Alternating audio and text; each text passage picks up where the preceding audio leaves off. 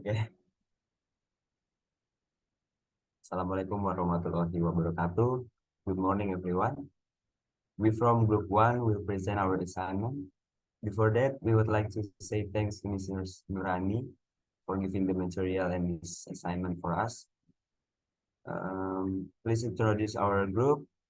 My name is Jordan Zefania as a moderator in this presentation, and my friend Rafli Fadur Rahman, Alipia Febrian, Faisal Abdullah, and Mufti Azim. Okay, without spending time, the next slide will be explained by me. Infinite sequences.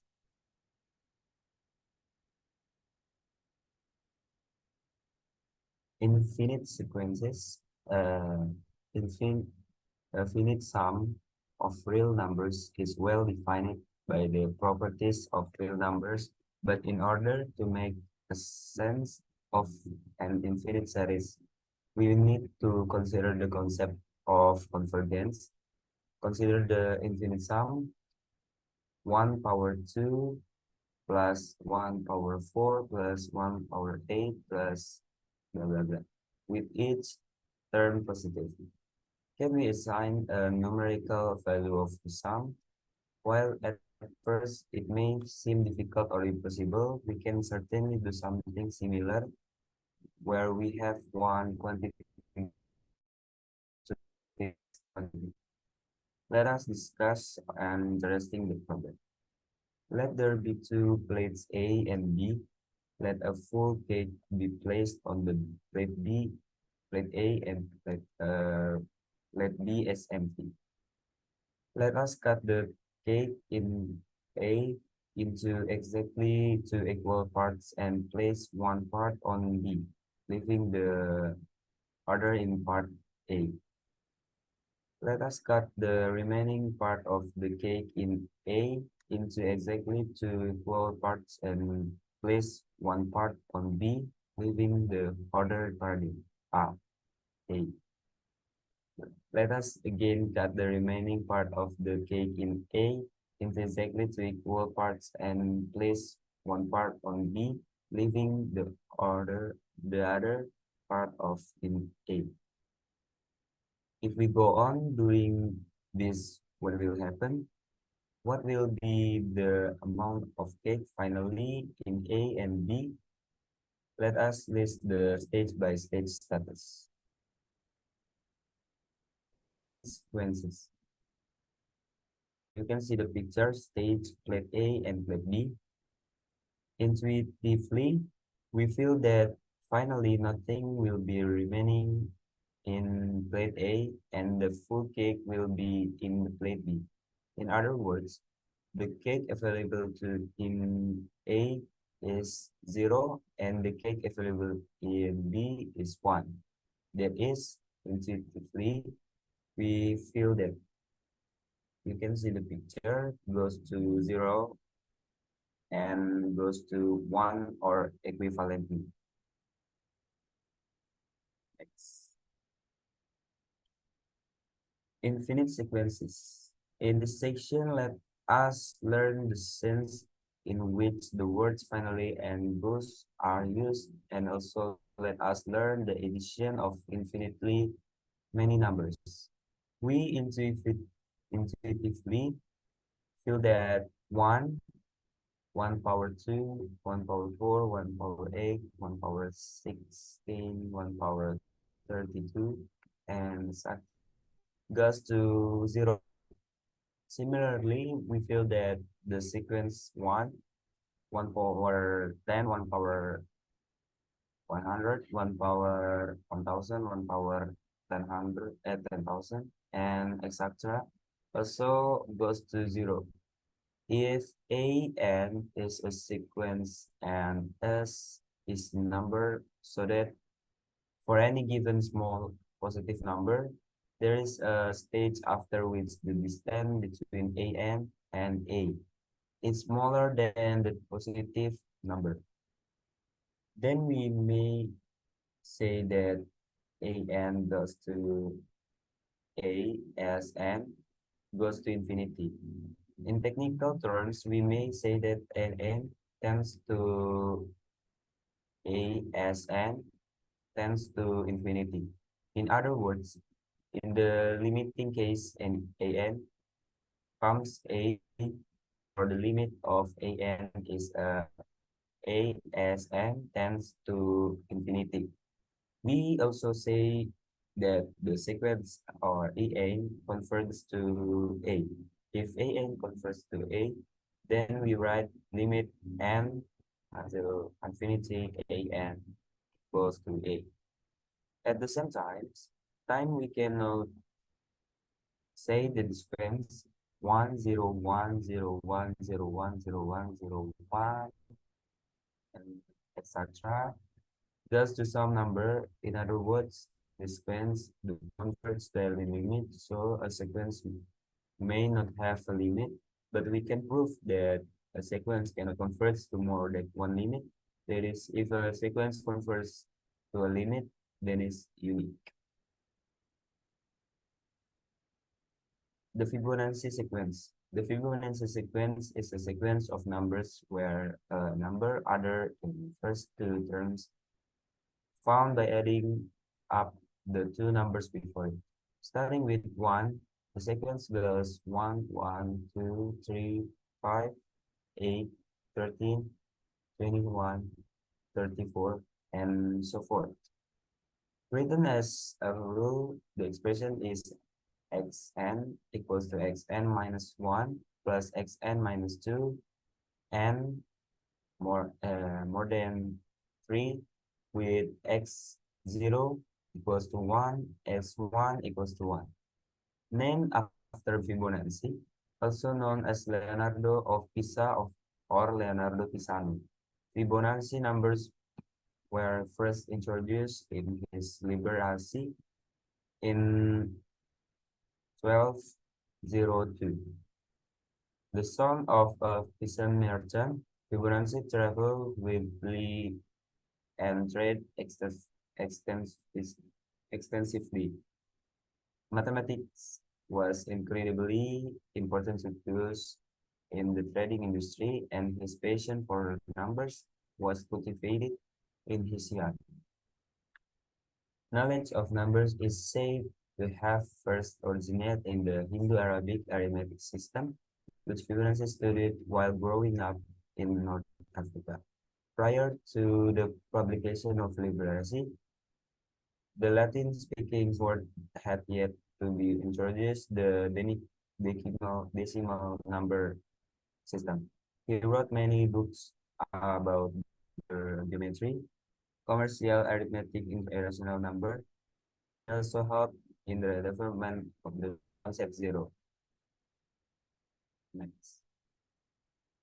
For the infinite sequence Fibonacci, you can see the picture like this. For the example, the eighth term is sum for thus x8 equals to 8 plus 13 equals to 21. There's an interesting pattern in the Fibonacci sequence. First, every third number is a multiple of 33 equals to 2. The second, every fourth number is a multiple of fourth term. 34 equals to 3. Third number is a multiple of 55 equals to 5. And the last, so every n number is a multiple of n third. Next. Okay, for the example equation, list the first 5 terms of the following sequence. For n power n, for n power 2 minus 7 power infinity n equals to 0. N equals to 0, 4 times 0 per 0 power 2 minus 7 equals to 0. For the final result, we get 4 times 4 per 4 power 2 minus 7 equals to 16 per 9. Okay, for the first terms of the sequence are 0 minus 2 per 3 minus 8 per 4, 6, 16 per 9, and etc. The next slide will be described by my friend. Okay, next is 4.2 complex sequence. Next slide. Complex sequence, a function that associates every positive integer n with a complex number. Complex number sequence nation f1, f2, f3, and fn, or zn equals z1, z2, z3 into zn, and sequence where the terms r1 and r the same number, namely zk equals zk plus 1 for all k equals 1, 2, 3, and into the end, are called a constant sequence. In complex sequence and series, we only see the convergence and divergence of this sequence and series. Convergence is a function whose value does not change or almost does not change, while divergent is a function that changes. The theorem a line Zn is said to be convergent if and only if Zn has a single limit value. Next slide. Okay, next slide is definition of convergence of a sequence. A sequence Zn is said to be convergent if there is a number Z whose surroundings contain all but a finite number of terms of the sequence. If Z exists, is written a limit n to infinite Zn equals Z, and it is said that the sequence converges to Z, or that the Z limit of Zn. The line Zn is convergent when there is a bin Z with the property for every n in bracket Z and epsilon, there is a number round m epsilon, such that for every n bigger than 2m occur, Zn is in n Z and epsilon. An infinite sequence of complex number z1, z2 into the zn. Okay, next slide. Is said to have limit z when for every positive number epsilon there is a positive integer n 0, such that for every n bigger than 2 n 0 occurs absolute value zn minus z less than 2 epsilon can be written as limit n to infinite zn equals z. We can see the figure. The limit must be single. If any, in such a case, the sequence is said to be convergent to z. Otherwise, it is divergent.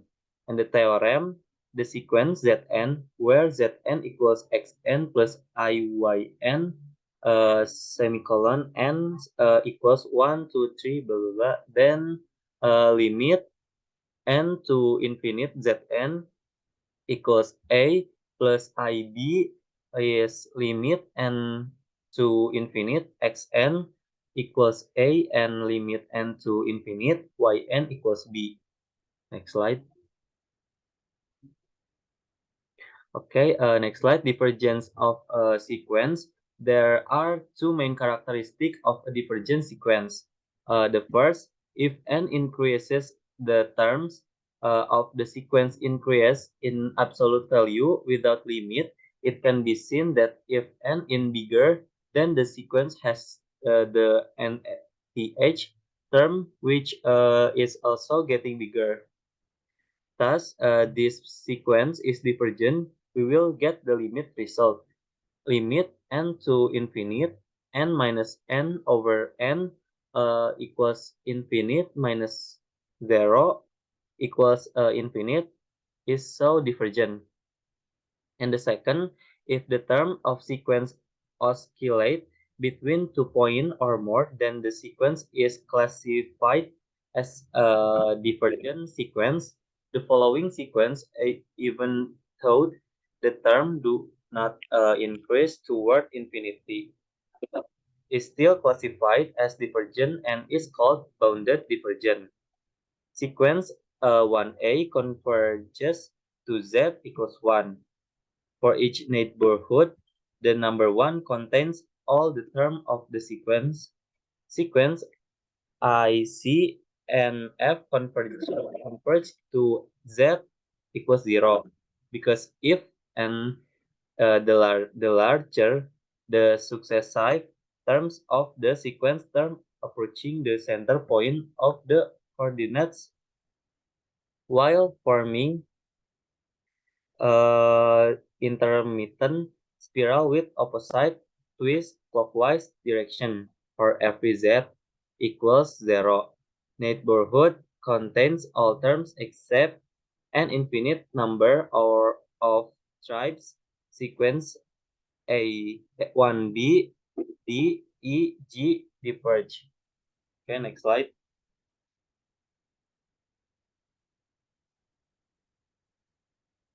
Okay, the question: determine whether the following sequence are convergent or not.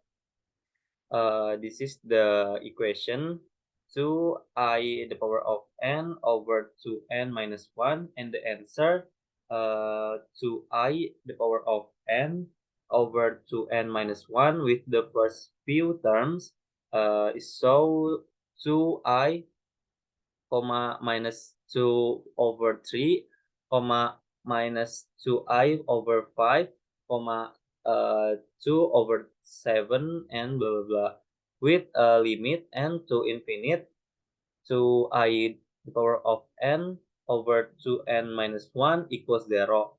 So the sequence are convergence. Okay, next slide. The 4.3 will be explained by my friend.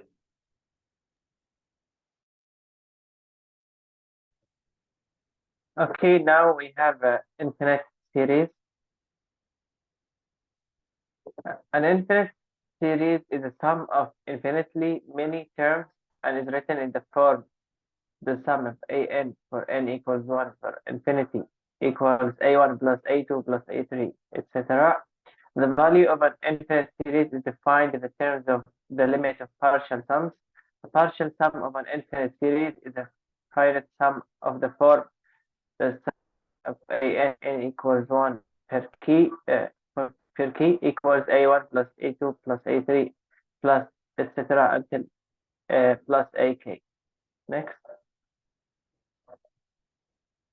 To see how we use partial sums to evaluate infinite series, consider the following example. Suppose oil is seeping into a lake such that 1,000,000 gallons enters the second week, and an additional 505 gallons of oil enters the lake the third week.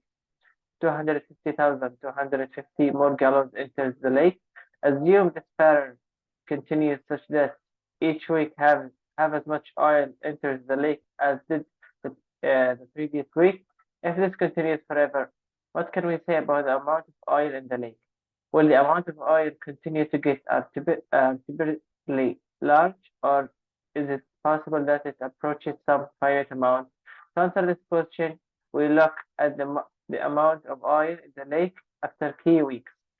Letting its key denote the amount of oil in the lake measured in thousands of gallons. After 3 weeks, we see that S1 equals 1, S2 equals 1 plus half, S3 equals 1 plus half plus 0.25, S4 equals 1 plus half plus quarter plus 0.125, S5 equals 1 plus 0.5 plus 0.25 plus 0.125 plus 0.0625. Next, looking at the pattern before, we see that the amount of oil in the lake in thousands of gallons after K weeks is Sk equals 1 plus half plus quarter plus 1 over 8 plus 1 over 16 plus etc. until plus 1 over 2 to the power of K minus 1 equals the sum from for n equals 1 per K half to the power of n minus 1. We are interested in what happens as K approaches infinity. Simplistically, the amount of oil in the lake as K approaches infinity is given by the infinite series. The sum of half to the power of n minus 1 equals 1 plus half plus quarter plus 1 over 8 plus 1 over 16, etc. Next, an infinite series is an expression of the form the sum of an per n equals 1 to the infinity equals a1 plus a2 plus a3 plus etc. For each positive integer k1, the sum is expressed like this: sk equals the sum of an n1 per k equals a1 plus a2 plus a3 etc. until plus ak. It's called that the kth partial sum of the infinite series. The partial sum from a sequence is k. If the sequence of partial sums configures to a real number s, the infinite series configures. If we can describe the configuration of a series to s, we call s the sum of the series, and we write the sum of a and n equals 1 to the infinity equals s. If the sequence of partial sums diverges, we have the divergence of a series. Note that the index for a series need not begin with n equals 1, but can begin with any value. For example, the series. Next. Note that the index for a series need not begin with n equals 1, but can begin with any value. For example, the series, the sum of n equals 1 for infinity for half to the power of n minus 1 can also be written as this picture shown below. Often it is convenient for the index to begin at 1. So if for some reason it begins at a different value, we can re-index by making a change for a variable. For example, consider the series, the sum of n equals 2 for infinity for 1 over n squared by introducing the variable m equals n minus 1, so that n equals n plus 1. We can rewrite the series as the sum of m equals 1 to infinity is for 1 over m plus 1 squared. Next, here we have the question. Use the sequence of partial sums to determine whether the series configures or diverges. This series here. The sequence of partial sums is key. Satisfies S1 equals half, S2 equals half plus 2 over 3, S3 equals half plus 2 over 3 plus 3 over 4, S4 equals half plus 2 over 3 plus 3 over 4 plus 4 over 5. Notice that each term added is greater than half. As a result, we see that S1 equals half, S2 equals half plus 2 over 3 is greater than half plus half equals 2 times half. S3 equals 1 over 2 plus 2 over 3 plus 3 over 4 is greater than half plus half plus half, which equals 3 times half. S4 equals half plus 2 over 3 plus 3 over 4 plus 4 over 5 is greater than half plus half plus half plus half equals 4 times half. From this pattern, we can see that Sk is greater than K times half for every integer K. Therefore, Sk is unbounded unbounded and consequently divergent. Next, and the next slide will be explained by my friend. Okay, point 4.4, complex series.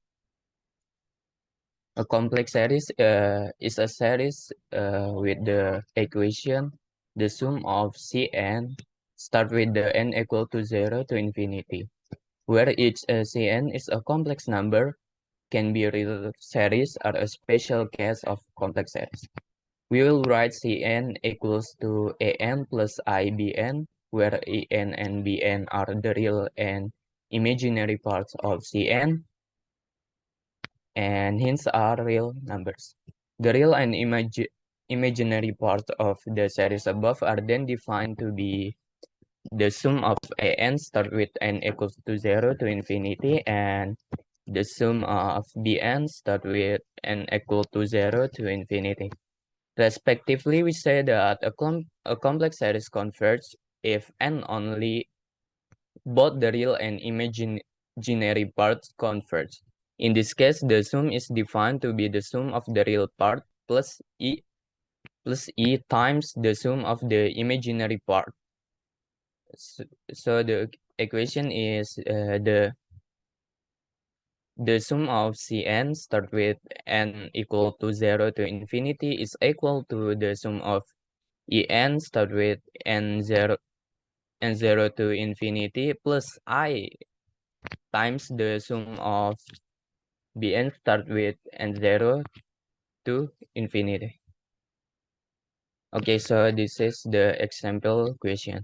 A complex series sum of Cn start with n0 to infinity is said to convert absolutely if the real series sum of absolute value of Cn start with n0 to infinity converges. Prove that if a complex series converts absolutely, then it converts. Okay, the answer is since the sum of absolute value of Cn is converged and the absolute value of An is less or equal to Cn, and absolute value of Bn is less or equal to absolute value of Cn. It follows that the sigma An and the sigma Bn converge, and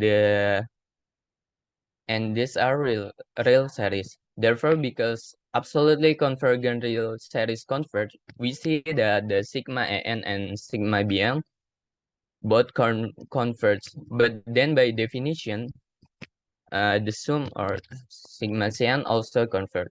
From this, we see that all the tests for absolute convergence of real series also give tests for absolute convergence of complex series.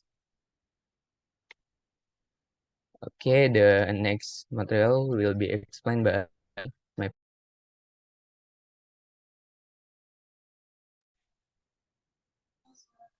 Next is convergence test on series. First is divergence test. If the limit of the sum is indefinable or non-zero, there is limit n into infinite, an not equals to 0, then the series must be divergent. In this case, a partial sum of constitutes a Cauchy row only if this limit exists and is equal to 0. Second is integral test. In this integral test, what is done is to integrate continuously with n, where sum n to infinite n is integral infinite an dn. If the result of the integration of the review series are limit, then the series converges. If the result is infinite, then the series is diverges. Next is ratio test. This test is also known as the Albert criterion. Review the series sum n into infinite an and suppose then limit n into infinite an plus 1 over an equals c. A converging series if C less than 1, divergent series if C more than 1, and the test can determine convergent or divergent if C equals 1.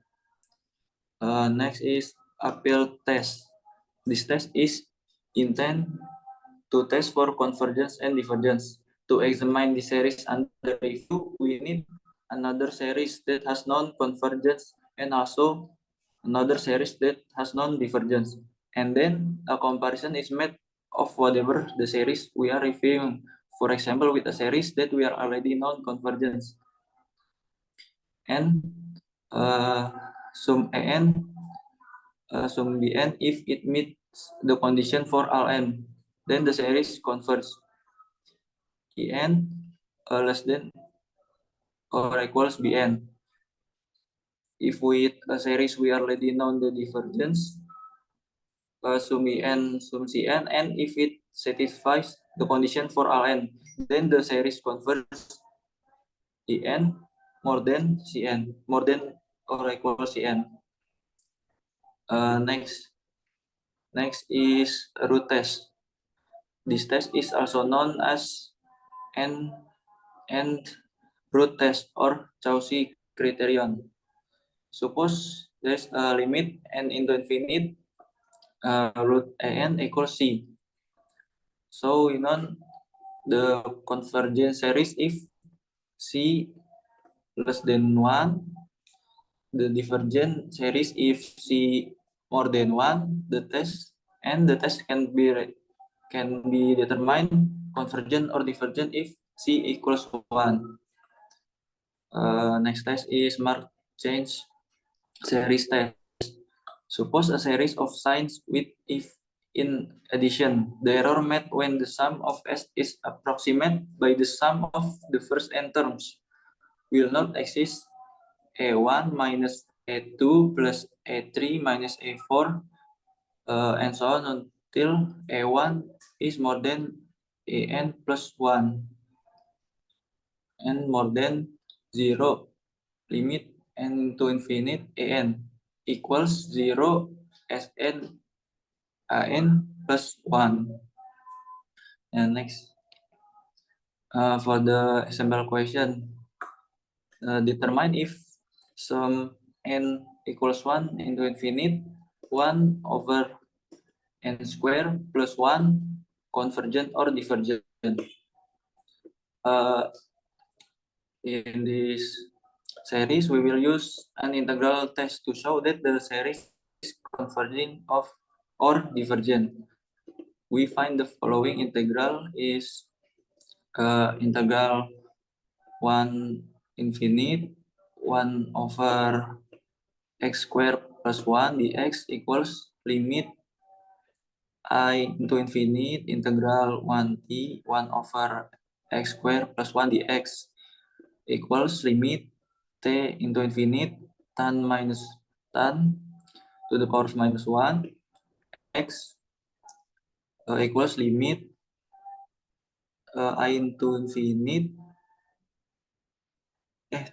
t into infinite tan minus 1 t minus tan to the power of minus 1 1 equals limit t into infinite tan minus 1 t minus p over 4 equals p over 2 minus p over 4 equals p over 4. Since the result of this integral converges to a finite number, there is the series p over 4. So the series is convergence. Yeah.